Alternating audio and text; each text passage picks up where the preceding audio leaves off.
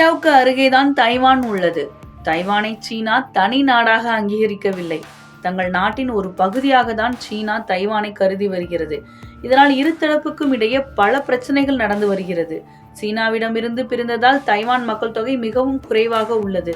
இந்நிலையில் தைவான் அரசு மக்கள் தொகையை அதிகப்படுத்தும் விதமாக ஒரு முக்கிய அறிவிப்பை வெளியிட்டுள்ளது. அது என்ன அறிவிப்பு என்பது குறித்து இந்த வீடியோவில் பார்க்கலாம். தைவானில் கடந்த ஆண்டு நிலவரப்படி மொத்த மக்கள் தொகை 2.5 கோடி ஆகும். எனவே நாட்டின் மக்கள் தொகையை அதிகரிக்க தைவான் அரசு பல்வேறு நடவடிக்கைகளை எடுத்து வருகிறது. அதில் ஒன்றுதான் குழந்தை பெற்றெடுக்கும் தம்பதிக்கு பரிசு வழங்கும் திட்டம். இந்த திட்டம் அங்கு ஏற்கனவே அமலில் இருந்து வருகிறது. அதன்படி குழந்தை பெற்றுக்கொள்ளும் பெண்களுக்கு ஒரு குழந்தைக்கு ரூபாய் 1 லட்சம் பரிசு தொகையாக அறிவிக்கப்பட்டு இருந்தது. இரட்டை குழந்தை பெற்றெடுத்தால் ரூபாய் 2 லட்சம் பரிசு தொகை வழங்கப்பட்டு வந்தது.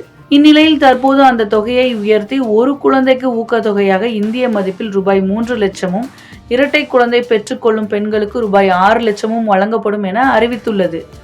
2026 முதல் நடைமுறைக்கு வரும் இந்த திட்டம் மக்கள் தொகையை அதிகரிக்க வேண்டும் என்பதை நோக்கமாக கொண்டுள்ளது.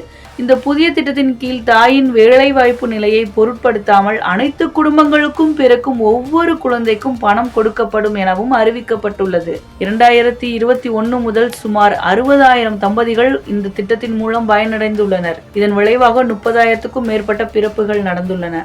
தைவானில் கட்டாய இராணுவ சேவை அமலில் உள்ள நிலையில் குறைந்து வரும் குழந்தை பிறப்பு விகிதம் காரணமாக இராணுவத்தில் ஆள் சேர்ப்பு என்பது சிரமமாக உள்ள நிலையில் இந்த அறிவிப்பு வெளியாகி உள்ளது குறிப்பிடத்தக்கது.